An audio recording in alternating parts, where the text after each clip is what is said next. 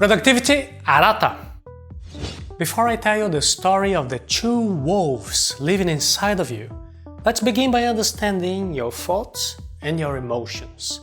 Some of the thoughts are labeled negative because they can lead to anxiety, anger, rage, jealousy, destructive desires. And although we call them negative thoughts, I just want you to understand that there is nothing wrong with feeling that way every now and then. It is normal to have negative thoughts.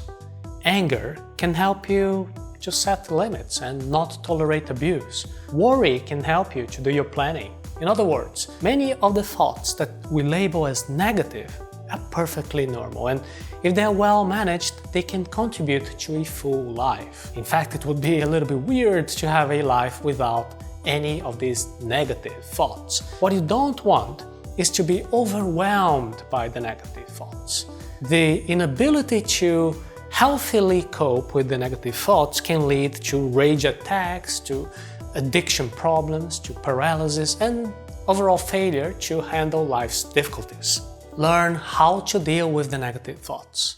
If you give in to the negative thoughts, you can make choices that will have undesirable consequences. You may end up saying things that you didn't mean to say. You may disrespectfully argue with people. In short, because of not knowing how to deal with the negative thoughts, you may do something that you didn't mean to, and then you may regret later. But once these things are done, you will have to face the consequences.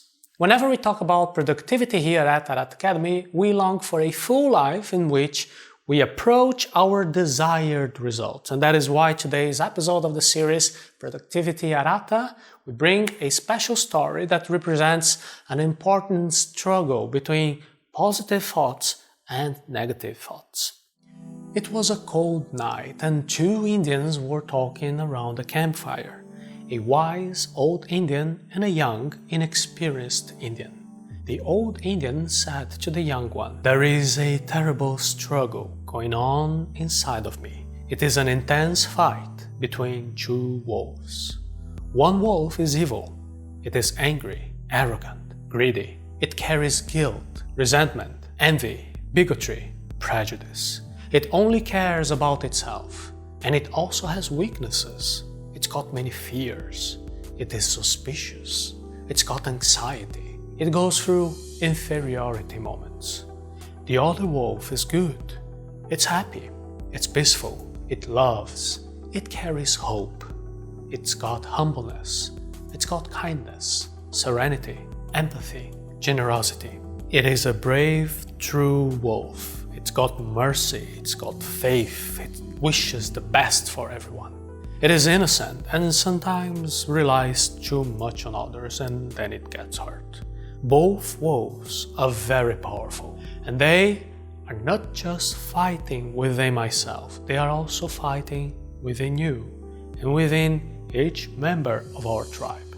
The young man reflected on that and then asked the old Indian, "Which wolf will win?" The old man thought for a moment before answering and then he said, "The winner will be the wolf I feed."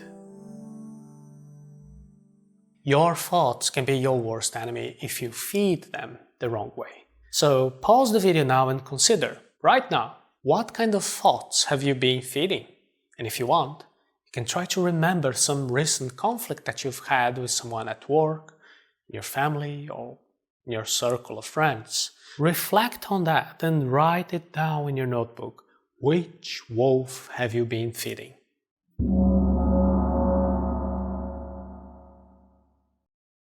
If there was one message that I would want you to absorb from this video, it would be, remember that at every moment of your life, you always have the power to choose which wolf you will feed. In a day-to-day life, it is natural to have conflicts. In order to overcome these conflicts, you need communication, dialogue, reconciliation. Communication techniques are easy to learn, and you can find out how to get assertiveness and clarity in your communication in our fast course, How to Say No, by going to arata.se/how to say no. Communicating is very simple. The hardest part is the struggle going on within you. On the one hand, your bad wolf wants to continue fighting, and the good wolf wants to see peace and happiness for everybody. Which wolf will you choose to feed? Can you completely forgive a person who's asking you for forgiveness? Are you humble enough to acknowledge your own mistakes? Are you truly curious to understand the other person's point of view? Have you got the courage to learn how to clearly express and communicate your needs? Now, here's an important question. Write it down in your notebook so you can reflect on it. Do you know how to set healthy boundaries in your life? Can you say no to whatever is bad for you? Can you say yes to whatever is positive for you, is enriching your life? Only when you accept that you are human, that you have your own weaknesses, that you have your own flaws, then you will be able to acknowledge the existence of the two wolves inside of you. No one is an angel or a demon.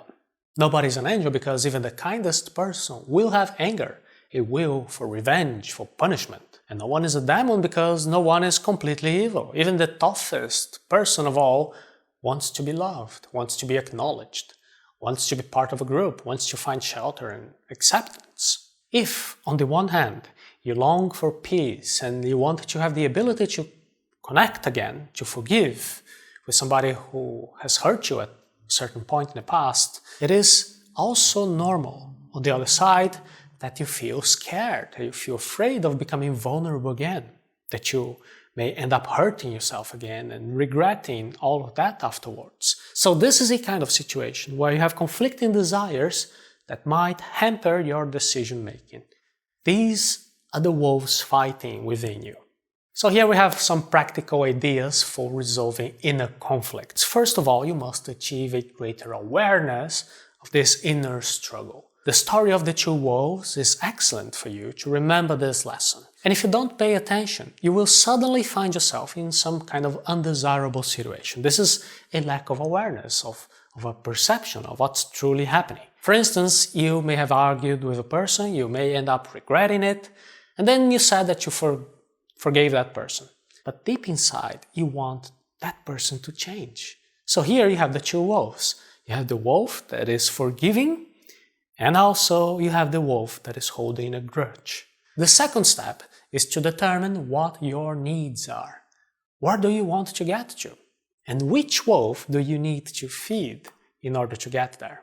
If you want to improve your relationship with that person, if you want to appreciate that person, if you want to respect that person, then what you need to do is to clearly communicate how much you value them, how much you respect them. In that conversation, take a note that in that time there will also be a feeling of desiring to control that person, of forcing them to change. There will be this bitter taste of resentment because they are not doing what you wanted them to do. That is the bad wolf within you. And just acknowledge that. Notice it exists, but don't feed it. And as a third step, note that the other person also has two wolves fighting inside of them.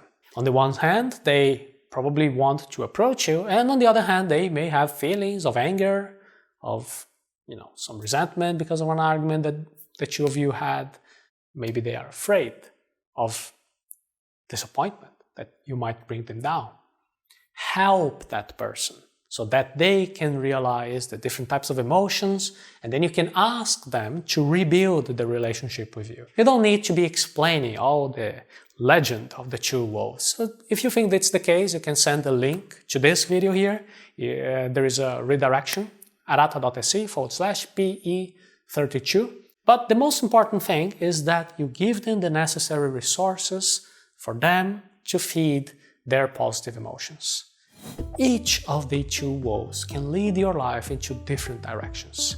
And you are the one who will choose which wolf you will feed.